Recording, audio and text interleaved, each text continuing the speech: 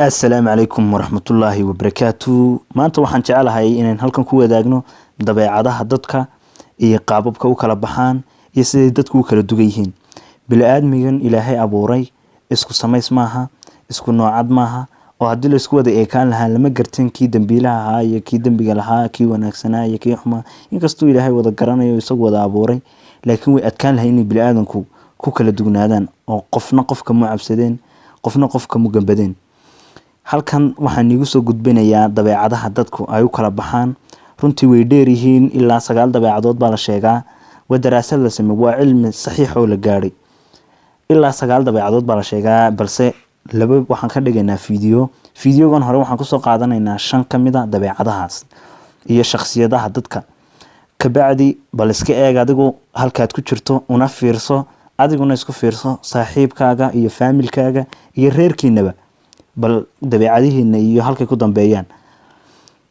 ta koobaad ama qofka koobaad waa kuwa jecel inay dhameystirnaadaan oo loola jeedo waa kuwa jecel wax walba inay sax noqdaan dadkani ma jecla inay waxba qaldamaan nacam ma qaldame waa Allah inagu bilaaadmi ayaan nahay mar walba qalad waan galaynaa laakiin dadkani ma jecla in ay qaldamaan waa kuwa jecel wax walba inay sax noqdaan waa kuwa aan waqtigooda ku lumin maala yacni oo loola jeedo dadkani waqtigooda waxa ay galiyaan wax wanaagsan oo waxay ku qabsadaan nolosha inta dadkan kala meelaha fidfidin lahaayeen iyaga iskuma karaan waa kuwa aan bulshaawiyiin ahayn nacam dadka ma dhaxgalaan u fiirso dadka badanaa wax akhriya ama aqoonta guriyaha ku akhriya dadka ma soo dhaxgalaan waa dad aan bulshaawiyiin ahayn oo dad badan lahayn waa kuwa jecel inay tusaale u noqdaan dadka kale inay dadka kale oo dhan tusaale u noqdaan oo dadka hormuud u ahaadaan ayay jecel yihiin mar waliba waa kuwa aad u neceb beenta iyo khiyaanada oo loola jeedo dadkani bini'aadan walba uu neceb yahay beenta laakiin dadka kale way ka sii xag jiraan oo aad bay u been neceb yihiin marka fadlan haddii aad aragto qof dabeecadahaas leh been ha kula dhaqmin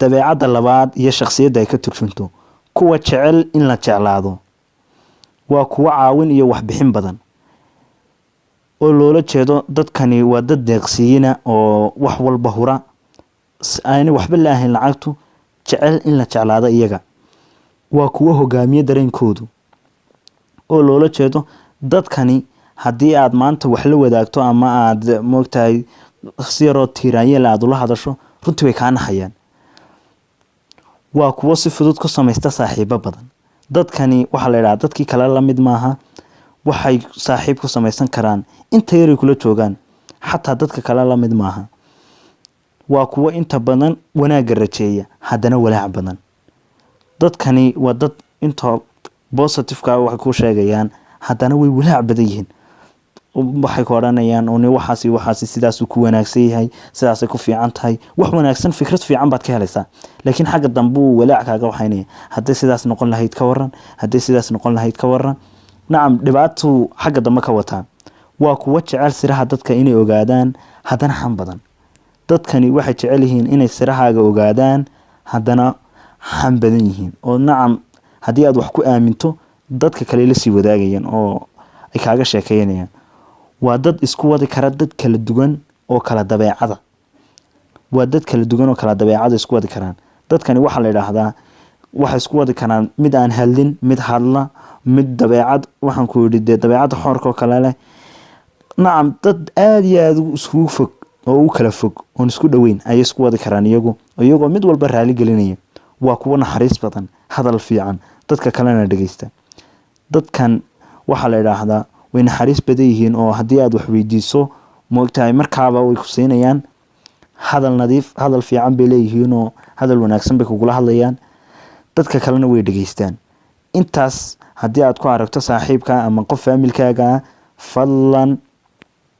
fadlan waa kuwa jecel in la jeclaado ee muuji dareen ah inaad isaga jeceshahay oo kale xataa haddii ay ka ahayn moogtahay niyad muuji ama dareensi inuu jecel yahay ama aad jeceshahay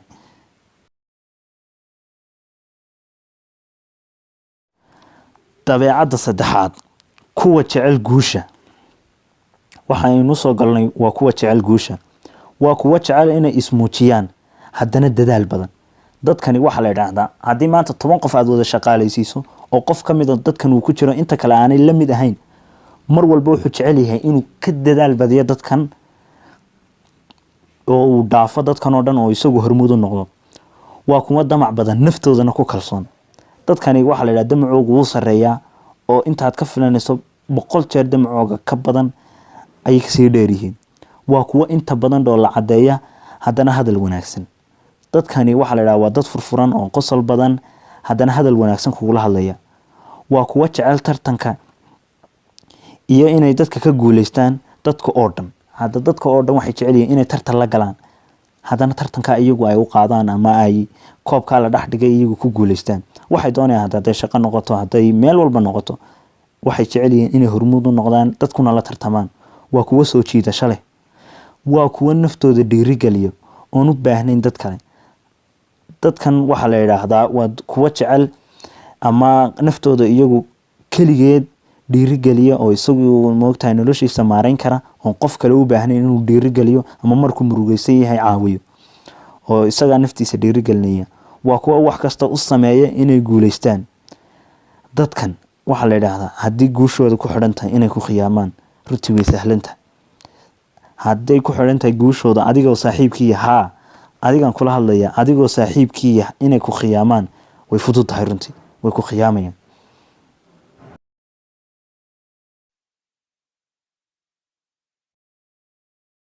dabeecadda afraad iyo shakhsiyadda ay ka turjumto kuwa jecel inay khaas noqdaan waa kuwa hal abuur leh. waa kuwa maseer badan. dadkan waxa la yiraahdaa waa dad maseer badan. haddii wiil yahay iyo haddii gabdho yihiinba, maseerkoogu dadkan kale aad buu uga dheer yahay. waa kuwa qalbi jab badan oo loola jeedo dadka maseerka badanaa waxay la kulmaan qalbi jab badan oo dhan walba ah. sababtoo ah maseerkooga badani waxa uu gaarsiinayaa qofka kale ama fariin qofka kale uu diraya ah inuu qofkani jecel yahay ama uu nooc doonaha ahaataba nolosha. qalbi jabkooga aad iyo aad buu u badan yahay oo dadkan kale la mid maaha. waa kuwa sharsheega. dadkani wax negative mooyane positive ku sheegi maayaan. haddaad wax walba samayso, wax negative mooyane positive ku sheegi maayaan. waa kuwa jecel dadka inay ka duwanaadaan oo loola jeedo dadka oo dhan waxay jecel yihiin inay dabeecad aanay iyagu u dhacmaan oo kaliya ay lahaadaan, dabeecad iyaga u gaara. waa kuwa isteel leh. nacam oo loola jeedo dadkani waxay jecel yihiin mar walba inay labistaan ama isqurxiyaan. waa kuwa ku wanaagsan dooqa. dooqooguna aad buu u wanaagsan yahay oo waxay jecel yihiin dooqoogu inuu noqdo dooqa ugu wanaagsan. waanu yahay dabcan oo dooqoogu waxa la sheegaa inuu yahay ka duwan yahay dadka kale aad iyo aadna ay u dheer yihiin in badan.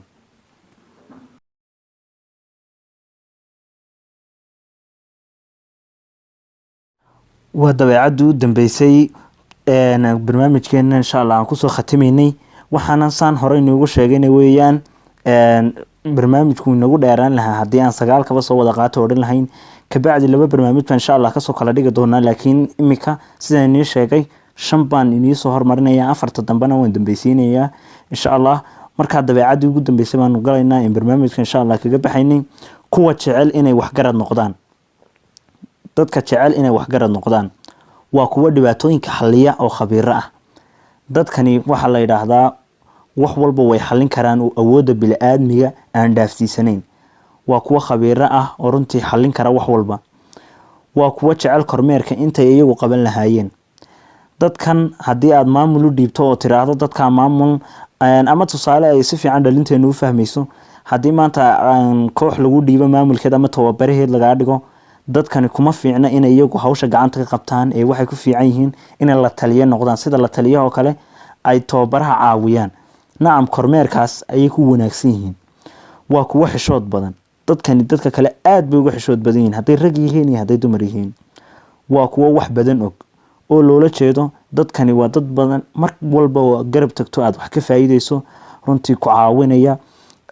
runtii dadkan markaad mar walba ag istaagto waxaad ka faa'iido mooyaane wax maalayacniya oo ku kala tagaysaan ma jiro. waa dad kaaga sheekeynaya sheekooyin waayo aragnimo ah oo moogtahadan xataa iyagu hadday da'yar yihiin waxay kaaga sheekeynaya sheekooyin ay maqleen iyo waxyaabahaas. waa kuwa caqli badan kuna fiican doodaha. fadlan qof dabeecadahan leh haddaad aragto u daa doodaha ama meesha lagu doodayo, ama haddii aad aragto meel uu qofkaasi kugula dooday fadlan ka aam, waayo dooda aad iyo aad buu ugu fiican yahay, dhibaatana kuma hayso. halka dadka kale ay dhibaataysanayaan, ay karahsanayaan, waa kuwa ilaawsho badan. dadkani runtii aad iyo aad buu ilowshahooga u hooseeyaa, oo mar walba ood khilaaftaan imika danba iyagoo ku cafiyey baad arkaysaa oo moogtaad inay sidoodii hore ku ah. waa kuwa necab inay ballan qaadaan oo loola jeedo dadkani runtii ballan